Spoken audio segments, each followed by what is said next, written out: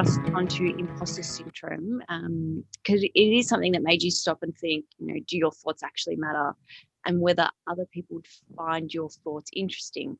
Now, a lot of us have these thoughts you've had. We've had it. I've had it. I know. But how did you not let imposter syndrome get in your way? Because you've gone out and you've just done it, and you're doing an amazing job. So, but yeah, thank you. You dive deeper into how you dealt with imposter syndrome and how you pushed through it.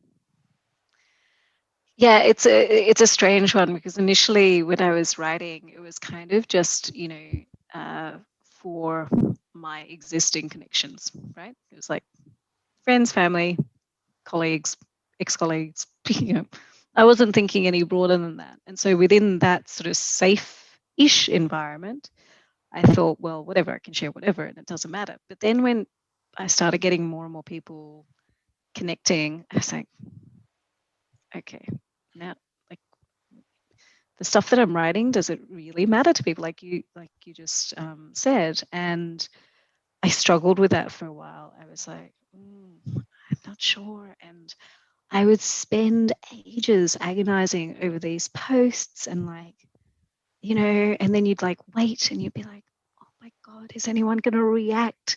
Is anyone going to say anything? And then the minute you got the first reaction, be like, oh, thank God, at least someone has registered that this matters, right? But interestingly, I read a book, because I started doing a thought leadership course last year. I did a lot of courses and lots of things last year. So I started doing a thought leadership course, and they had this book. And in that book, one of the things they were talking about was, do your thoughts matter? And this whole idea that people feel that their thoughts don't matter. And I was like, oh my God, this is exactly what I've been thinking. And then this book was in front of me and talking about exactly the same topic. And I was like, I've got to get out of my head. What's important is that I'm sharing my perspective, right?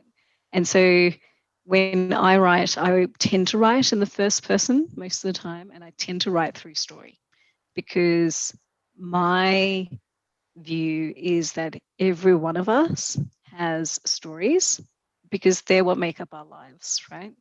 And you can create a story out of having gone for a walk and having just, had that realization of, wow, things are beautiful around me. I've got to stop to enjoy what's around me, nature and the sun, the warmth of the sun, the feel of the sun, all of those sort of things. They're a story in themselves, right? But we don't often recognize it as being a story. But interestingly, they're the things that resonate with people, because everyone's done that. Everyone's been for a walk and gone, I have felt like that, and stopped and gone, wow, I've got to be in this moment, And so I think it was when I started to step back from it and go, okay, it's my perspective, they're my stories, but they don't need to be earth-shattering stories about, adversity or whatever. They can just be what's happened that day, or what my daughter has said to me that day, or what my son's now doing as a baby, or whatever it is, So I started getting out of my head a little bit, and just trusting that what I was putting out there meant something to me. And that when I got those responses, not that I needed validation, but when I got those people coming back to me saying, thank you for sharing that, or that really helped me, or that was a light bulb moment for me, that was all I needed. And it could be one person saying that on one of 20 posts, right?